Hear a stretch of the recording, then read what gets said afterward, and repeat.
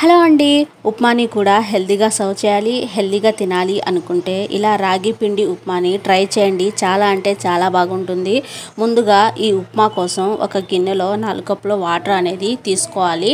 So పొయ్యి మీద పెట్టేసి బాగా వేడి అవ్వనివ్వాలన్నమాట. పక్కన వేరొక కడాయి పెట్టేసి అందులో 1 టేబుల్ స్పూన్ ఆయిల్ అనేది వేసుకొని ఆయిల్ బాగా వేడెక్కిన తర్వాత 1 టేబుల్ స్పూన్ జీలకర్ర, 1 టేబుల్ స్పూన్ తాలింపులు, అలాగే 3 ఎండుమిర్చి ఇలా తుంచి వేసుకున్న తర్వాత ఒకసారి అలా కలపండి. కలిపిన తర్వాత 3 పచ్చిమిర్చి ఇలా సన్నగా చాప్ చేసి వేసుకున్న తర్వాత 2 రెమ్మలు కరివేపాకు వేసేసి అలా కలుపుకున్న తర్వాత మీడియం సైజు ఒక ఉల్లిపాయ సన్నగా ఇలా చాప్ చేసుకొని వేసుకున్న తర్వాత కొంచెం మగ్గిన తర్వాత నేను ఒక చిన్న సైజు టమాటా తీసుకొని ఇలా సన్నగా చాప్ చేసుకొని కొంచెం ఉప్పు వేసేసి మంచిగా మగ్గించుకోవాలి. మగ్గిన తర్వాత సో 1/2 కప్పు ఉప్మా రవ్వ, అలాగే 1/2 కప్ వచ్చేసి రాగి పిండి ఈక్వల్ క్వాంటిటీలో తీసుకున్నాక సో ఒకసారి మొత్తం ఇలా కలుపుకోవాలి. ఇలా కలుపుతూ ఉండగా పొడిలా ఆడాలన్నమాట. ఈ విధంగా ఇలా పొడి అయిన తర్వాత ముందు మనం పొయ్యి మీద వాటర్ అనేది కాగబెట్టేసి పెట్టుకున్నాం కదా, ఆ బాగా వేడెక్కిపోయింది. సో పొయ్యి అనేది ఆఫ్ చేసేసి ఆ హాట్ వాటర్ ఈ రాగి పిండిలో వేసేసి ఉండలు లేకుండా మంచిగా